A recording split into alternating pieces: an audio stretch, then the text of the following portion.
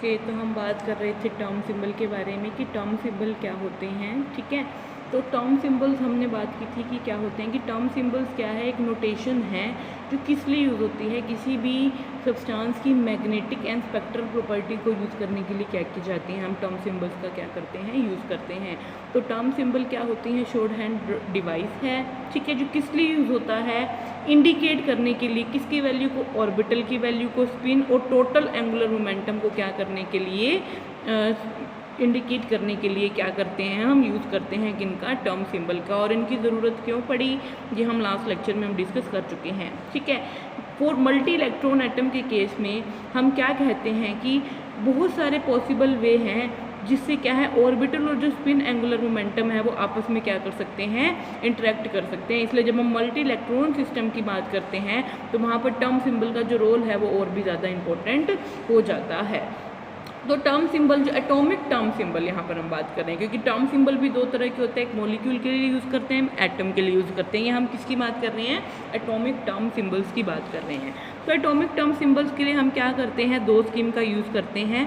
एक तो बोलते हैं हम आरएस कपलिंग या फिर उसको एलएस कपलिंग भी बोल देते हैं। आरएस मतलब रुसल सैंडर्स कपलिंग भी बोल देते हैं। और सेकंड जो हम कपलिंग हमारी होती है वो होती है जेजे कपलिंग। क्या बोलते हैं हम उसको, जेजे कपलिंग बोलते हैं। ठीक है, तो आरएस कपलिंग किसके ऊपर वैलिड है, आरएस कपलिंग जो है हम वैलिड कर सकते हैं उन एलिमेंट्स के ऊपर जिनकी जो जेड वैल्यू है वो लेस देन क्या है, 30 है। ठीक है, जबकि जो जेजे कपलिंग है वो हम किसके ऊपर अप्लाई कर सकते हैं, उन एटम्स के ऊपर जिनके जो एटॉमिक नंबर है वो क्या है, ग्रेटर देन क्या है, 30 ही है। ठीक है, जो आरएस कपलिंग है, डिफरेंस समझ लीजिए पहले कि जो आरएस कपलिंग है ना, ये क्या होती है, कब पॉसिबल होती है, जब जो है स्पिन और ऑर्बिट, मान लीजिए कोई इलेक्ट्रॉन है, ठीक है, या फिर कोई एटम है, तो उसके अंदर क्या है, अगर स्पिन और ऑर्बिट के बीच में जो कपलिंग है वो वीक है। मान लीजिए एक इलेक्ट्रॉन है, उसका स्पिन ऑर्बिटल मोशन भी है और ऑर्बिटल मोशन भी है। ठीक है, अगर ये स्पिन और ऑर्बिटल मोशन आपस में कंबाइन नहीं करते तो उस केस में जब हम मैग्नेटिक मोमेंट निकालते हैं तो हम किसका यूज़ करके निकाल सकते हैं, आरएस कपलिंग का यूज़ करके निकाल सकते हैं। ठीक है, दैट मीन जब स्पिन ऑर्बिट कपलिंग क्या होती है, वीक होती है, तो हम क्या करते हैं, हर एक जो इलेक्ट्रॉन है उसके जो टोटल एंगुलर और टोटल ऑर्बिटल एंगुलर मोमेंटम को क्या करते हैं, सेपरेटली ट्रीट करते हैं स्पिन एंगुलर मोमेंटम से। ठीक है, दैट मीन्स हम इस केस में क्या करेंगे, हर एक इलेक्ट्रॉन का, अगर मान लीजिए कोई मल्टी इलेक्ट्रॉन सिस्टम है तो हर एक इलेक्ट्रॉन का हम क्या है, स्पिन मोशन अलग निकालेंगे और ऑर्बिटल जो है वैल्यू एंगुलर मोमेंटम अलग निकालेंगे। और फिर क्या करेंगे, सभी इलेक्ट्रॉन के स्पिन को अलग ऐड करेंगे और सभी के क्या है, ऑर्बिटल को क्या करेंगे, अलग ऐड करेंगे। क्यों करेंगे, क्योंकि इस केस में क्या है, स्पिन ऑर्बिट कपलिंग क्या होती है, वीक होती है। But on the other hand अगर मैं जेजे कपलिंग की बात करूँ तो इसमें क्या है, स्पिन ऑर्बिट कपलिंग हो जाती है। दैट मीन्स किसी इलेक्ट्रॉन का जो स्पिन मोशन है और जो ऑर्बिटल मोशन है वो आपस में क्या कर जाता है, कपल कर जाते हैं। और कपल करने की वजह से हम जो एंगुलर मोमेंटम की वैल्यू निकालते हैं, टोटल एंगुलर मोमेंटम की, वो हमें हर एक इलेक्ट्रॉन के केस में हमें कैसे निकालनी पड़ती है, उस इलेक्ट्रॉन का ऑर्बिटल एंगुलर मोमेंटम प्लस उस इलेक्ट्रॉन का स्पिन एंगुलर मोमेंटम, ऐसे ही फिर दूसरे इलेक्ट्रॉन का ऑर्बिटल एंगुलर मोमेंटम प्लस इन एंगुलर मोमेंटम। इस तरह हम क्या करते हैं, उस केस में क्या है, जो है टोटल एंगुलर मोमेंटम की वैल्यू निकालते हैं। जबकि आरएस कपलिंग के केस में जो है स्पिन ऑर्बिट कपलिंग क्या रहती है, हमारी जनरली वीक रहती है। और स्पिन ऑर्बिट कपलिंग वीक होने की वजह से हम इस केस में क्या है, हर एक जो है इलेक्ट्रॉन का स्पिन एंगुलर मोमेंटम अलग और ऑर्बिटल एंगुलर मोमेंटम अलग निकालते हैं। और बाद में क्या करते हैं, सारे स्पिन की वैल्यू को ऐड, सारे ऑर्बिटल की वैल्यू को ऐड, और जब वो आपस में ऐड होके नई वैल्यू आ जाती है तो उससे हम क्या करते हैं, टोटल एंगुलर मोमेंटम जिसको हम जे बोलते हैं उसकी वैल्यू निकालते हैं। ठीक है, तो जो आरएस कपलिंग है वो लेस देन 30 जिनका एटॉमिक नंबर है उसके ऊपर वैलिड होती है। जबकि एलएस जो हमारी जेजे कपलिंग है वो क्या है, जब ग्रेटर देन 30 आ जाता है हमारा जो एटॉमिक नंबर, उस पर वैलिड होती है। ठीक है, तो ये डिफरेंस हो गया किसके बीच में, आरएस कपलिंग के बीच में और जेजे कपलिंग के बीच में, जो exam point of view important है। ठीक है, अब बात करते हैं जब आरएस कपलिंग निकालते कैसे हैं। ठीक है, तो देखिए कपलिंग स्कीम, इसमें हम बोलते हैं इसको 2s+1 LJ। ठीक है, ये हमारा क्या है, यहाँ पर एक सिंबल है, एक नोटेशन है जो हम क्या करते हैं, टर्म सिंबल निकालने के लिए यूज़ करते हैं। क्या बोलते हैं, 2s+1 L6। अब ये L है यहाँ पर, इस ये बोलते हैं हम टोटल एंगुलर मोमेंटम। क्या बोलते हैं? Total angular momentum, sorry orbital angular momentum. क्या बोलते हैं इसको? Orbital angular momentum.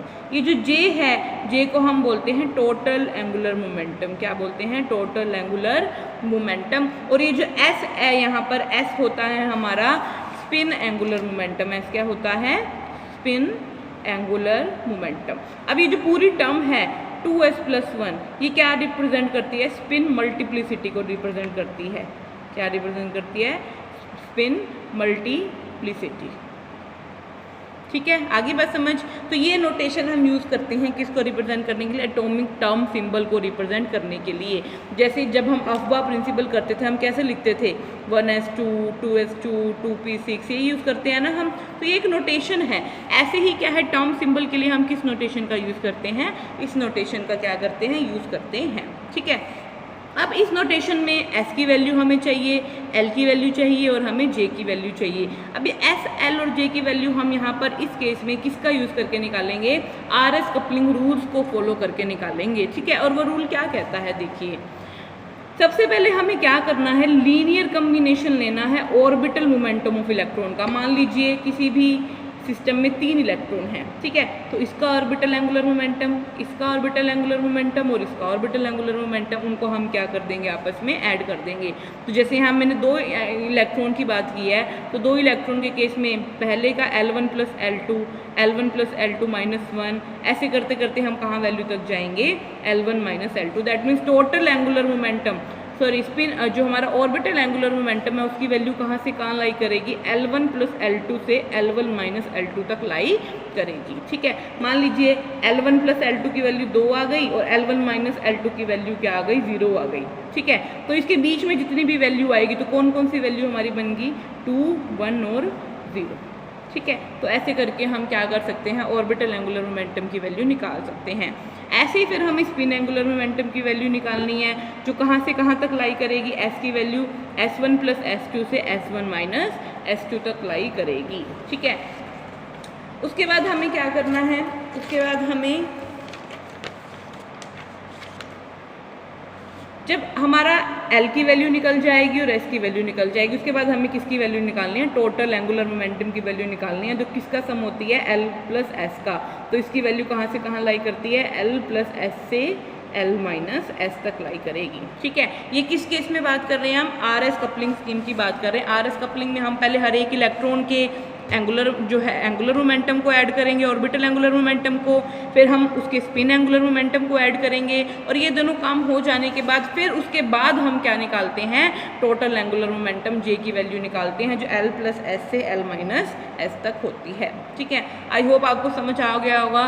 कल हम इसका एक एग्जाम्पल करेंगे, दैट इज़ p² कॉन्फ़िगरेशन का मैं आपको एक एग्जाम्पल समझाऊंगी, और इसको करने के बाद आप अपने आप से, ठीक है, कुछ जो एग्जाम्पल्स हैं वो हैं करके देखेंगे।